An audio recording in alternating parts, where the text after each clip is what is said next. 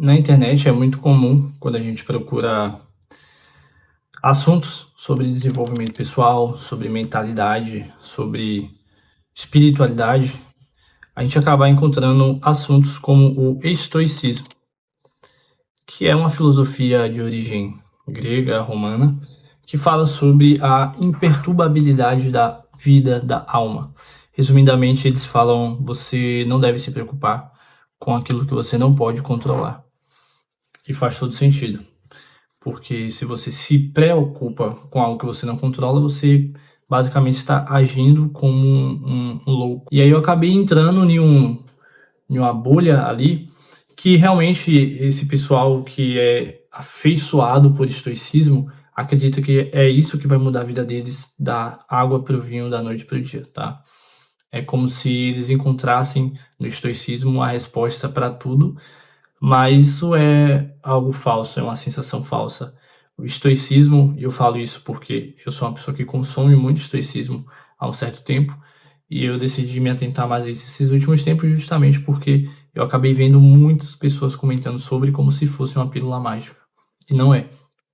O estoicismo ele funciona como com uma cápsula ou um comprimido filosófico para a imperturbabilidade da alma, com certeza. Ele responde algumas questões que possa te fazer chegar a outras respostas, mas ele não é uma resposta definitiva. É como se o estoicismo ele não fosse a cura do seu problema, mas fosse um tratamento preventivo, tá? E eu não acho que ele seja a melhor opção para você seguir enquanto uma filosofia de vida. E eu vou te explicar o porquê. O estoicismo, ele é algo para ser aprendido junto a um mentor. Essa é a minha visão. Eu vejo que os pais do estoicismo, muitos deles não aprenderam com um mentor, mas o mentor deles foi a própria situação de vida onde eles se encontravam, o próprio contexto de vida. Desde o Marco Aurélio a Sêneca, todos eles tinham um contexto de vida muito atípico, muito distinto. Por exemplo, o Marco Aurélio tinha a idade de muitos de vocês, já era um imperador romano. Isso é extremamente atípico. Você não vê hoje presidentes com essa idade, você não vê hoje generais com essa idade, tá? Então você já começa se medindo com a régua errada. Porque uma pessoa que viveu essas experiências, até mesmo ser um prisioneiro na época do Império Romano, não é a mesma coisa de você estar sentado com sua bunda na sua cadeira gamer, confortável, com seu MacBook Pro, seu ar-condicionado, do seu iPhone 17, e achar que tem a mesma perturbação de alma que aqueles caras tinham. Você não tem. Óbvio que cada um sabe o que sente, sabe o que passa, cada um tem sua sensibilidade ao erro, ao fracasso de certo modo, mas você se mede com a régua errada quando você faz isso.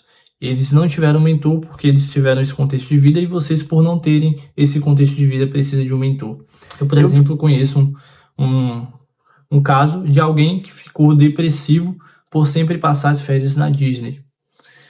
Para muitos isso não é motivo de depressão, mas para ele é. A questão é, será que realmente vale a pena ficar triste por você sempre passar suas férias na porra da Disney? Eu acho que não. E eu acho que é aqui que o estoicismo falha, nesse sentido atual de escape filosófico para as coisas da vida. Nem tudo, de fato, merece nossa tristeza, e o próprio estoicismo ensina isso. E ele falha ao fazer você cair na falsa sensação de que se você for ligar o foda-se para todo mundo, você vai ser o cara foda, você vai ser o mais a mais, vai ser o alfa da situação ali, quando na realidade não é isso. E é aqui que o estoicismo falha muito. Ele acaba não te dando clareza de como proceder diante das situações. E ele não deixa isso evidente, principalmente para uma geração que já não tem certa capacidade mental em parar, sentar, entender, refletir e depois executar. Então fica ainda mais difícil. Muitos jovens se perdem nessa ideologia justamente por isso. Acabam virando até um red pill tóxico, não o red pill no eixo da palavra, né, na síntese da ideia de como ela surgiu, mas esses red pill tóxicos que acham que homem não tem que ter mulher, tem que viver solteirão e tudo mais. O que é uma grande merda também. Então, quando você se depara com isso, com esse conflito filosófico do que o estoicismo te ensina sobre você ligar o foda-se para todo mundo e dizer não e focar em si mesmo e as preocupações são devaneios e nem tudo deve se preocupar, acaba sendo superficial demais para que você entenda que está errado. Certo que você tem que sim se preocupar com muitas coisas. Se você não se preocupar em como você vai emagrecer, você não vai emagrecer, ou então ganhar peso, você não vai ganhar peso.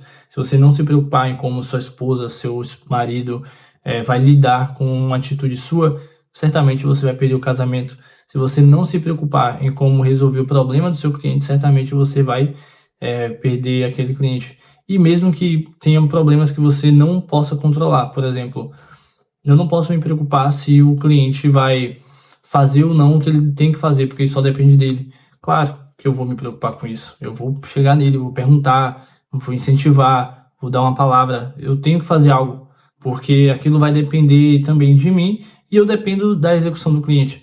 Eu vou me preocupar sim se, sei lá, minha esposa deixa de ir para a academia. Eu não posso carregá-la à academia, mas eu sei que fazer exercício físico melhora a mente dela. Então eu vou estar ali incentivando, conversando e, de novo, não é algo que eu controle, mas indiretamente eu participo daquele meio. E aí que o estoicismo falha novamente. Quando você deixa de se preocupar com tudo, você acaba diretamente deixando 100% de lado o seu poder de influência sobre aquilo que você não tem controle. Por exemplo, eu não controlo a vida de meus amigos, mas eu posso simplesmente convidá-los para conversar comigo e exercer o meu poder meio de incentivá-los a fazer coisas boas. Talvez esse incentivo de sentar ali e conversar com ele sobre essas coisas seja o que faltava para ele realmente fazer aquilo ali que ele precisava. Então é falso essa afirmação de que você não deve se preocupar com aquilo que você não pode controlar, em certa medida. Claro que tem coisas que você realmente não controla. Por exemplo, você não tem como se preocupar com um parente seu que mora distante de você, se ele vai ser assaltado ou não no caminho do trabalho. Realmente não tem o que você fazer quanto a isso. Mas isso é um caso, não é em todos os casos que se aplica. Outro ponto é que o estoicismo ele não salva a sua alma, tá? Eu acredito de fato em alma, eu acredito em Deus, tá? Se você não acredita, talvez você possa levar isso como substância da vida. Eu acredito em alma. E o estoicismo ele não salva a sua alma no sentido de que ele não te dá uma clareza, uma doutrina clara a ser seguida que te possibilite a salvação de sua alma. E é o que eu acho que a gente tem de mais importante. Por mais que você não se preocupe com a vida alheia, por mais que você seja ali imperturbável e tudo mais, você não tem uma regra a seguir, você não tem uma doutrina, um postulado, algo que te faça entender o que tem que ser feito nos momentos mais difíceis, como crescer nesse âmbito, como expandir a sua bondade, como expandir sua caridade. E são coisas que eu considero importantes, não só para o nosso crescimento, mas como também para a salvação de nossa alma. E aqui ele falha novamente. É só você ver, no caso ali em Meditações, quando você vê as primeiras escritas do livro ali de Marco Aurélio, você já vê que ele dá indícios até nos agradecimentos dele de coisas que realmente não salvariam a alma dele, tá? E eu não vou entrar nesse assunto agora a fundo, do Marco Aurélio especificamente. Inclusive o livro é muito bom, se você consegue discernir e refletir nele, mas como eu disse, ele não é um fim, ele é um meio para você alcançar um fim. E eu acho que isso é o estoicismo, ele é um meio para você alcançar algo melhor, tá? E eu acho que ele falha miseravelmente nisso justamente porque se você pegar o estoicismo, a ideia do estoicismo, entregar na mão de um vândalo, de um delinquente, de alguém que vive à margem da lei, ela provavelmente será presa seguindo o mesmo raciocínio lógico do estoicismo, tá?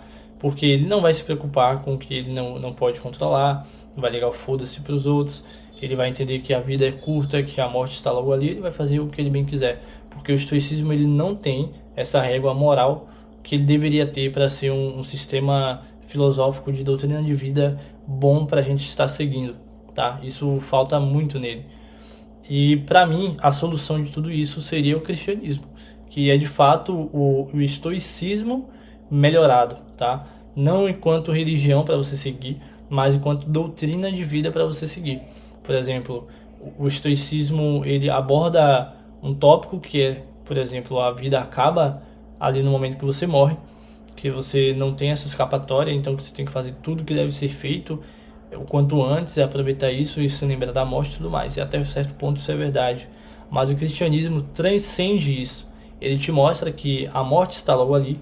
A gente deve sempre contemplar a morte e entender que nosso tempo aqui na Terra é finito, portanto devemos aproveitar de melhor maneira isso. Ele nos dá uma bússola moral e, além do mais, ele vence a morte no momento em que ele te garante uma vida após a morte, a depender da qualidade de sua vida aqui na Terra, das suas ações aqui na Terra. Então eu acho ele como modelo moral a ser seguido, um modelo de doutrina de vida a ser seguido muito superior ao estoicismo, porque ele não falha nos pontos que o estoicismo falha, e talvez sim o cristianismo tenha algumas falhas enquanto doutrina, mas se comparado ao estoicismo enquanto estilo de vida, enquanto bússola moral, eu acho ele bem mais assertivo, tá? E aqui a gente nem vai entrar nos pontos de Velho Testamento, Novo Testamento, o que foi dito, o que não foi dito, porque eu acho que a gente acaba entrando numa paralaxe cognitiva de não compreender certas coisas e querer dissertar sobre isso, querer falar sobre sem ter o conhecimento necessário sobre aquela questão.